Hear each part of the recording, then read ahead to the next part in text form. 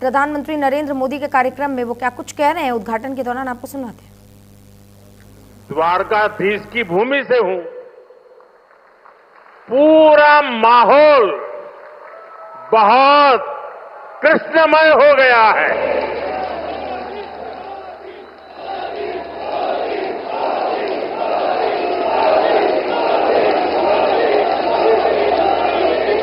साथियों, अगस्त का ये महीना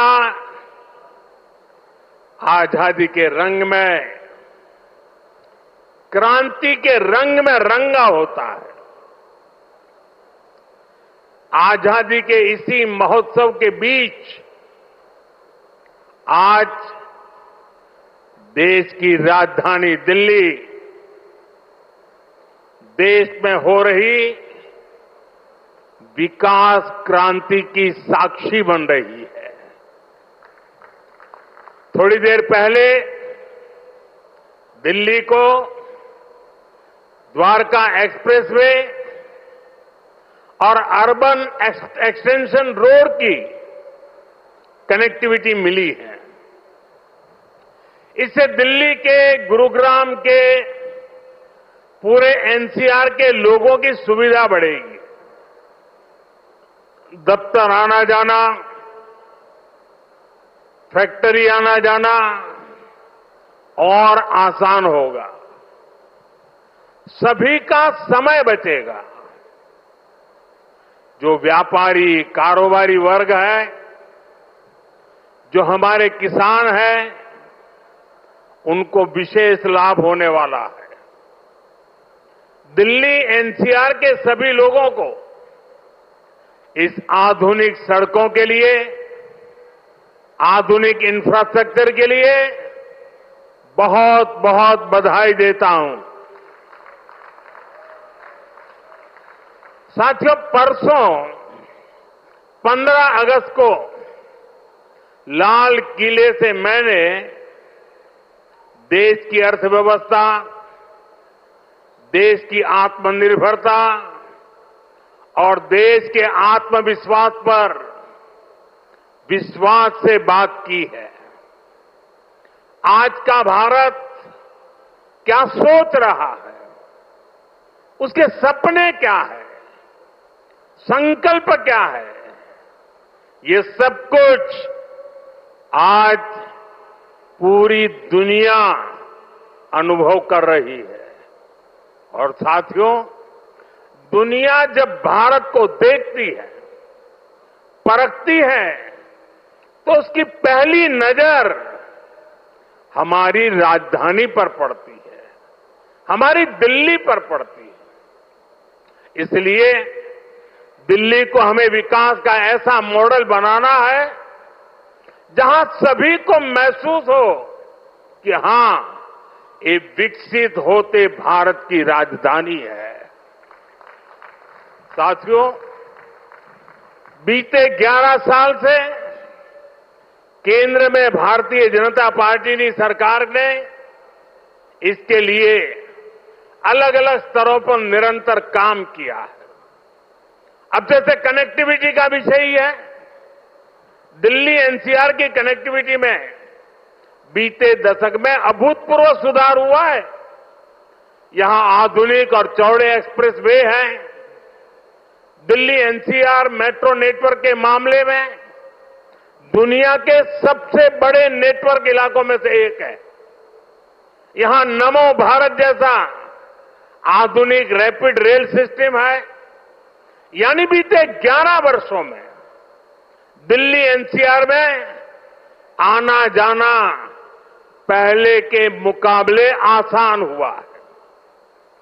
साथियों, दिल्ली को बेहतरीन शहर बनाने का जो बीड़ा हमने उठाया है, वो निरंतर जारी है। आज भी हम सभी इसके साक्षी बने हैं। द्वारका एक्सप्रेस वे हो या फिर अर्बन एक्सटेंशन रोड, दोनों सड़कें शानदार बनी है। पेरिफेरल एक्सप्रेसवे के बाद अब अर्बन एक्सटेंशन रोड से दिल्ली को बहुत मदद मिलने वाली है। साथियों, अर्बन एक्सटेंशन रोड की एक और विशेषता है, ये दिल्ली को कूड़े के पहाड़ों से भी मुक्त करने में मदद कर रही है। अर्बन एक्सटेंशन रोड को बनाने में लाखों टन कचरा काम में लाया गया है, यानी कूड़े के पहाड़ को कम करके उसे वेस्ट मटेरियल का इस्तेमाल सड़क बनाने में किया गया है और वैज्ञानिक तरीके से किया गया है। यहां पास में ही भलसवा लैंडफिल स्पा साइट है। यहां आसपास जो परिवार रहते हैं उनके लिए कितनी समस्या है ये हम सभी जानते हैं। हमारी सरकार ऐसी हर परेशानी से दिल्ली वालों को मुक्ति दिलाने में जुटी हुई है। साथियों, मुझे खुशी है कि रेखा गुप्ता जी के नेतृत्व में दिल्ली की भाजपा सरकार यमुना जी की सफाई में भी लगातार जुटी हुई है। मुझे बताया गया कि यमुना से इतने कम समय में 16 लाख मैट्रिक टन सिल्ट हटाई जा चुकी है। इतना ही नहीं, बहुत कम समय में ही दिल्ली में 650 देवी इलेक्ट्रिक बसें शुरू की गई है। और इतना ही नहीं, भविष्य में भी इलेक्ट्रिक बसें एक बहुत बड़ी मात्रा में करीब करीब 2000 का आंकड़ा पार कर जाएगी। ये ग्रीन दिल्ली, क्लीन दिल्ली के मंत्र को और मजबूत करता है। साथियों, राजधानी दिल्ली में कई वर्षों के बाद भाजपा सरकार बनी है। लंबे अरसे तक हम दूर दूर तक भी सत्ता में नहीं थे और हम देखते हैं कि पिछली सरकारों ने दिल्ली को जिस प्रकार से बर्बाद किया, दिल्ली को ऐसे गड्ढे में गिरा दिया था। मैं जानता हूं भाजपा की नई सरकार को लंबे अरसे से मुसीबतों बढ़ती जो गई थी उसमें से दिल्ली को बाहर निकालना कितना कठिन है। पहले तो वो गड्ढा भरने में ताकत जाएगी और फिर बड़ी मुश्किल से कुछ काम नजर आएगा। लेकिन मुझे भरोसा है दिल्ली में जिस टीम को आपने चुना, मेहनत करके पिछले कई दशकों से जो समस्याओं से गुजरे रहे हैं उसमें से दिल्ली को बाहर निकाल के रहेंगे।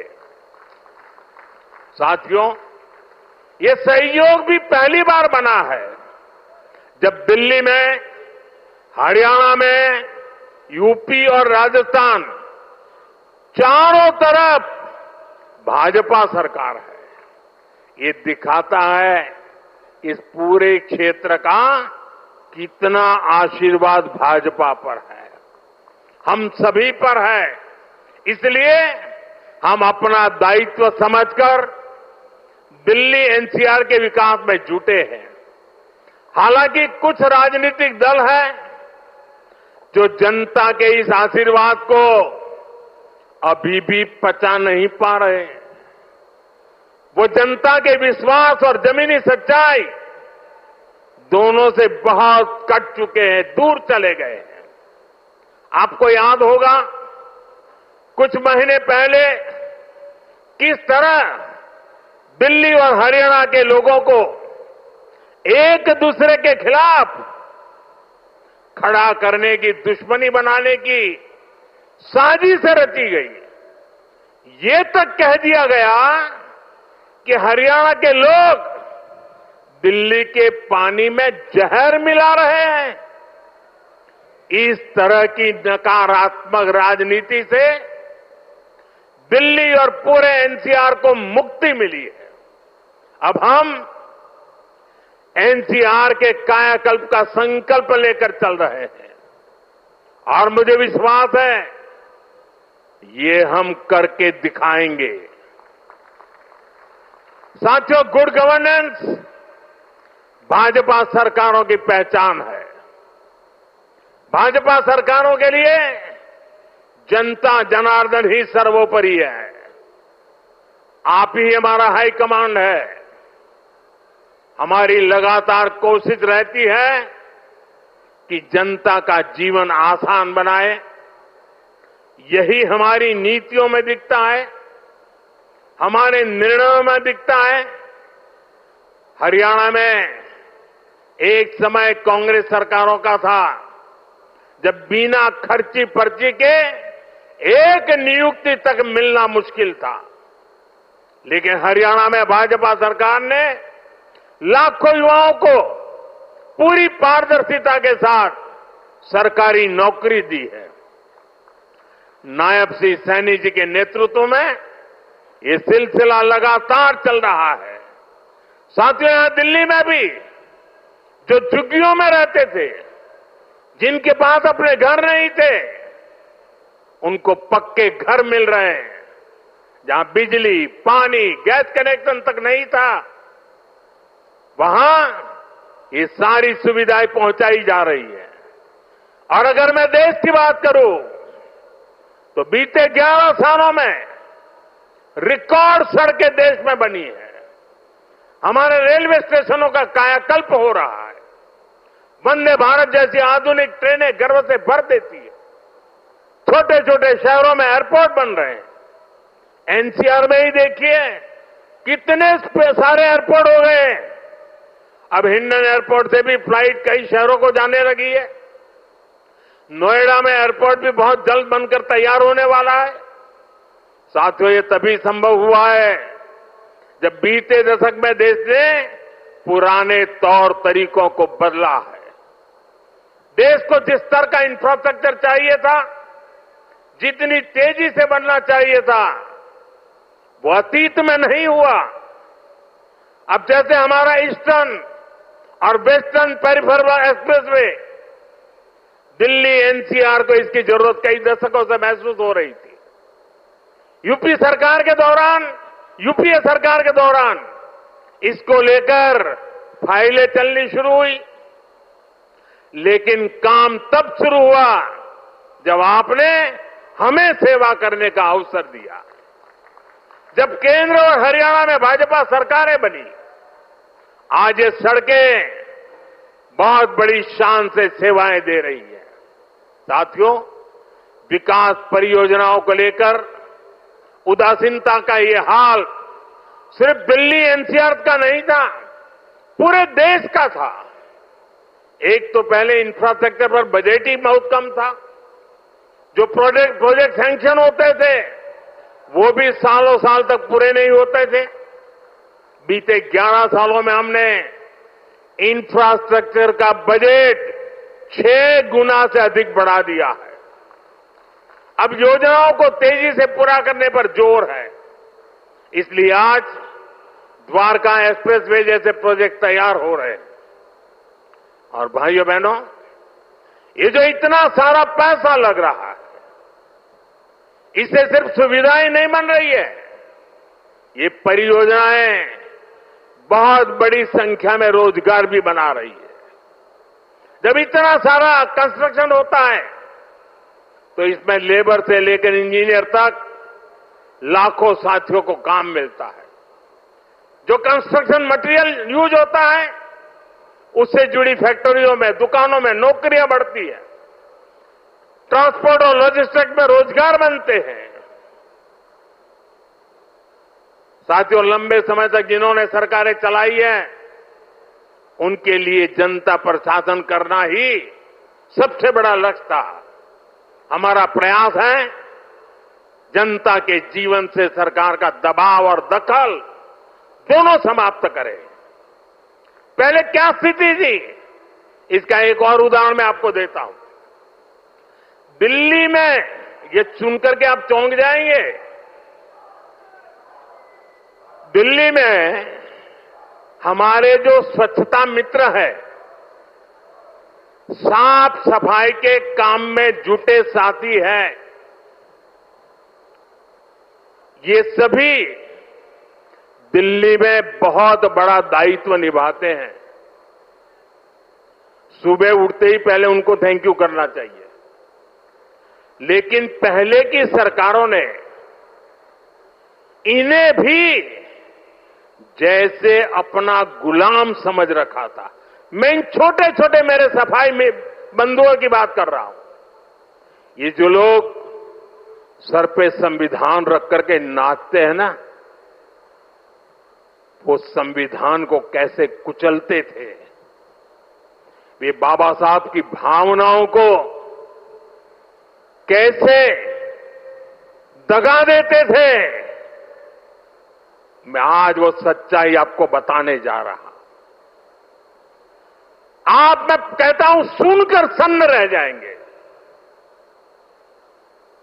मेरे सफाई कर्मी भाई बहन जो दिल्ली में काम करते हैं, उनके लिए एक खतरनाक कानून था इस देश में।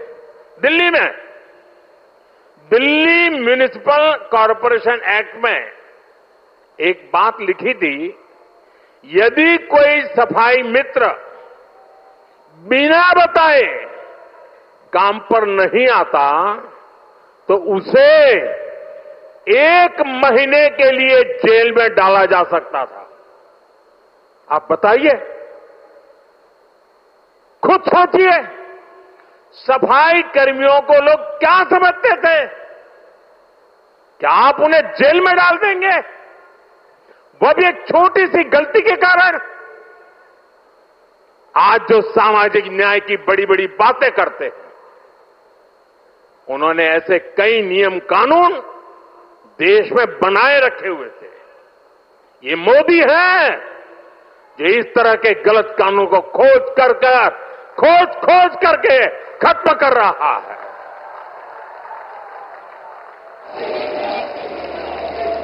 हमारी सरकार है तो सैकड़ों कानूनों को समाप्त कर चुकी है और ये अभियान लगातार जारी है। साथियों, हमारे लिए रिफॉर्म का मतलब है सुशासन का विस्तार। इसलिए हम निरंतर रिफॉर्म पर बल दे रहे हैं। आने वाले समय में हम अनेक बड़े बड़े रिफॉर्म्स करने वाले हैं ताकि जीवन भी और बिजनेस भी सब कुछ और आसान हो। साथियों, इसी कड़ी में अब जीएसटी में नेक्स्ट जनरेशन रिफॉर्म होने जा रहा है। इस दिवाली जीएसटी रिफॉर्म से डबल बोनस देशवासियों को मिलने वाला है।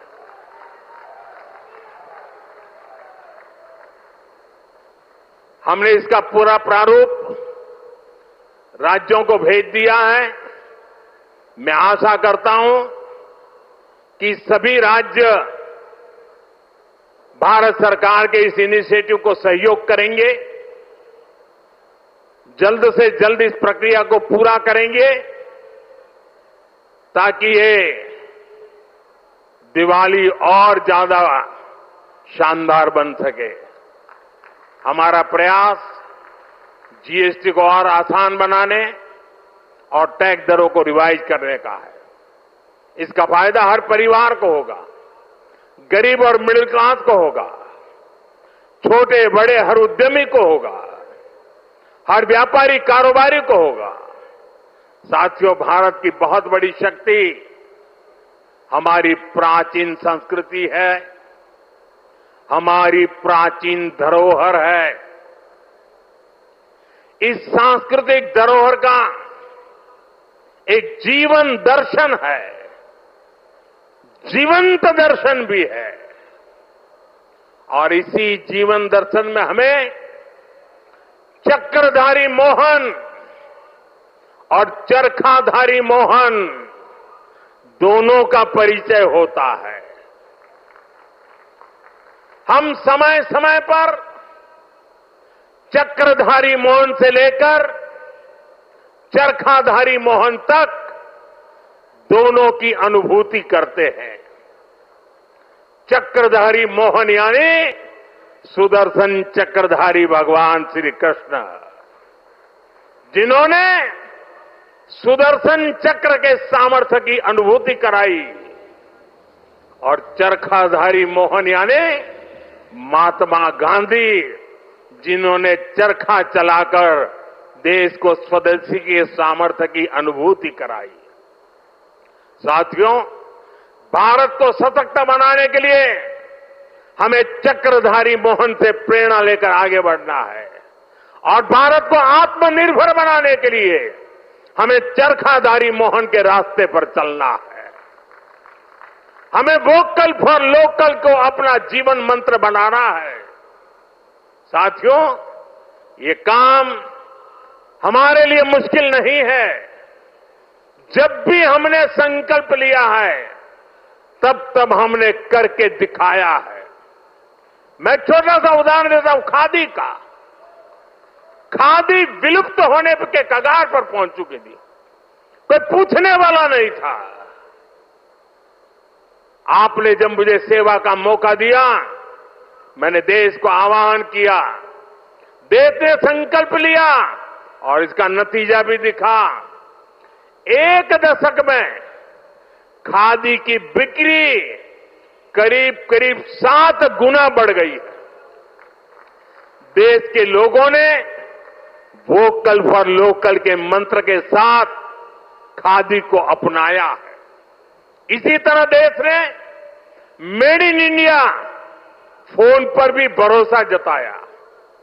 11 साल पहले हम अपनी जरूरत के ज्यादातर फोन इंपोर्ट करते थे। आज ज्यादातर भारतीय मेड इन इंडिया फोन ही इस्तेमाल करते हैं। आज हम हर साल 30-35 करोड़ मोबाइल फोन बना रहे हैं। 30-35 करोड़ मोबाइल फोन बना रहे हैं और एक्सपोर्ट भी कर रहे हैं। साथियों, हमारा मेड इन इंडिया, हमारा यूपीआई आज दुनिया का सबसे बड़ा real time digital payment platform बन चुका है। दुनिया का सबसे बड़ा। भारत में बने रेल कोच हो या फिर लोकोमोटिव, इनकी डिमांड अब दुनिया के दूसरे देशों में भी बढ़ रही है। साथियों, जब ये रोड इंफ्रास्ट्रक्चर की बात आती है, भारत ने एक गति शक्ति प्लेटफॉर्म बनाया है।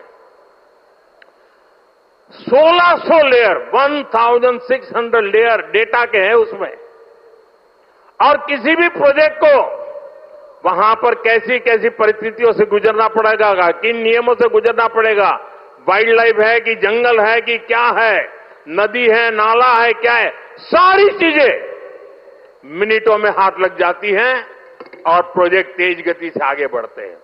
आज गति शक्ति की एक अलग यूनिवर्सिटी बनाई गई है, और देश की प्रगति के लिए गति शक्ति एक बहुत बड़ा सामर्थ्यवान मार्ग बन चुका है। साथियों, 1 दशक पहले तक हम खिलौने तक बाहर से इंपोर्ट करते थे, लेकिन हम भारतीयों ने संकल्प लिया वोकल फॉर लोकल का, तो ना सिर्फ बड़ी मात्रा में खिलौने भारत में ही बनने लगे, लेकिन बल्कि आज हम दुनिया के 100 से ज्यादा देशों को खिलौने निर्यात भी करने लगे।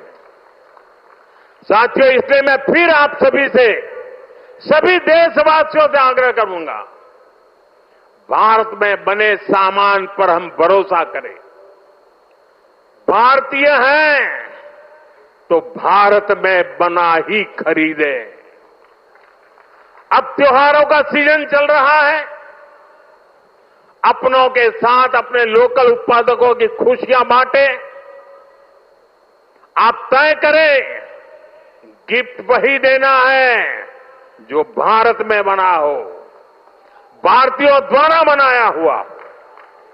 साथियों, मैं आज व्यापारी वर्ग से, दुकानदार बंधुओं से भी एक बात कहना चाहता हूं। होगा कोई समय विदेश में बना सामान आपने इसलिए बेचा हो ताकि शायद आपको लगा हो प्रॉफिट थोड़ा ज्यादा मिल जाता है।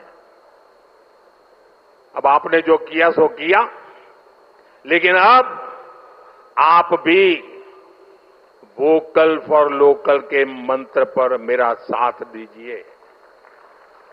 आपके इस एक कदम से देश का तो फायदा होगा, आपके परिवार का, आपके बच्चों का भी फायदा होगा। आपकी बेची हुई हर चीज से देश के किसी मजदूर का, किसी गरीब का फायदा होगा। आपकी बेची गई हर चीज का पैसा भारत में ही रहेगा, किसी न किसी भारतीय को ही मिलेगा। यानी ये भारतीयों की खरीद शक्ति को ही बढ़ाएगा, अर्थव्यवस्था को मजबूती देगा। और इसलिए मेरा आग्रह है, आप मेड इन इंडिया सामान को पूरे गर्व के साथ बेचें। साथियों, दिल्ली आज एक ऐसी राजधानी बन रही है जो भारत के अतीत का भविष्य के साथ साक्षात्कार भी कराती है। कुछ दिन पहले ही देश को नया सेंट्रल सेक्रेटरिएट, कर्तव्य भवन मिला है। नई संसद बन चुकी है। कर्तव्य पथ नए रूप में हमारे सामने है। भारत मंडपम और यशोभूमि जैसे आधुनिक कॉन्फ्रेंस सेंटर था दिल्ली की शान बढ़ा रहे हैं। ये दिल्ली को बिजनेस के लिए, व्यापार कारोबार के लिए बेहतरीन स्थान बना रहे हैं। मुझे विश्वास है इन सभी के सामर्थ्य और प्रेरणा से हमारी दिल्ली दुनिया की बेहतरीन राजधानी बनकर उभरेगी। इसी कामना के साथ एक बार फिर इन सभी विकास कार्यों के लिए आप सबको, दिल्ली को, हरियाणा को, राजस्थान को, उत्तर प्रदेश को, पूरे इस क्षेत्र का विकास होने जा रहा है। मैं बहुत बहुत शुभकामनाएं देता हूं, बहुत बहुत बधाई देता हूं। आप सबका बहुत बहुत धन्यवाद।